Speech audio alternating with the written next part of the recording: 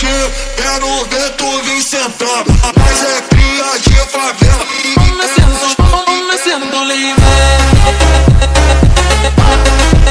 Me siento libre.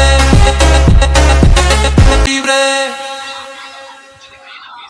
Yo, what's up guys, it's just Taylor and welcome back to another new video. So guys, আজকে আমরা এসে গিয়েছি গরুর হাটে, but মানে গরু ছাগলে বিশাল হাটে এসে গিয়েছি। সো আজকে আমরা মূলত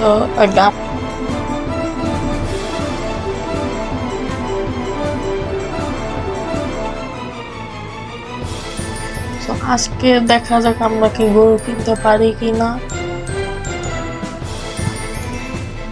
সো আমরা কিছুক্ষণ খোঁজাখুঁজি করে দেখবো, তারপরে যদি না পাওয়া যায় তাহলে তারপরের দিন আবার আসতে হবে।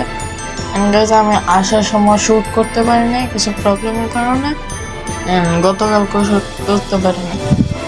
সো আজকে শ্যুট করার চান্স পেয়েছি, সো আজকে করলাম। সো দেখতে থাকো তোমরা।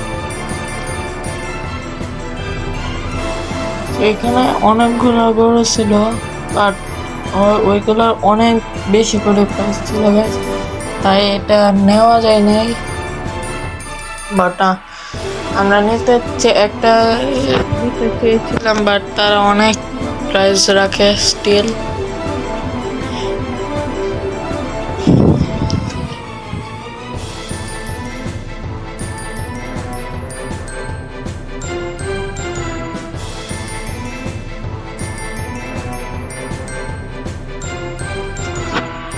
তো গাইস তারপরে আমরা একটা গরু পাই,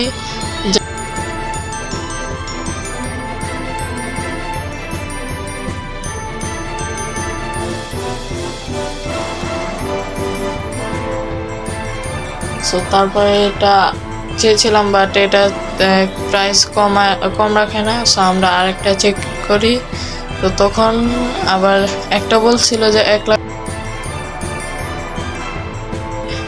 সো তার জন্য আরেকটু ঘোরাঘুরি করে দেখতে চাই, বাট আমরা কোনো ঘোরাঘুরি করো তারপরেও কোনো গরু পাই না।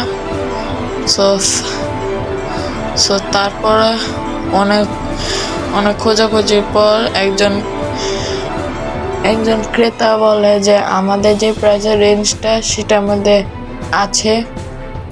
সো সে রাজি হয়ে যায় আমাদেরকে দেওয়ার জন্য, অ্যান্ড তারপর আমরা কিনতে রাজি হই। এন্ড গাইস আলহামদুলিল্লাহ আমরা এই গরুটা কিনে ফেলি আমাদের বাজেটের রেঞ্জের ভিতরে। এন্ড গাইস গরুটা কেমন হয়েছে আমাকে কমেন্ট সেকশনে নিশ্চয়ই জানাবে। এন্ড গাইস আমি ভাবতেছি আমরা একটু কিউএনএ করবো।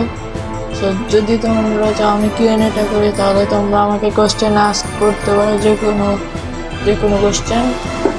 এন্ড এই গরুটা কিনতে আমাদের সন্ধ্যা হয়ে যায়।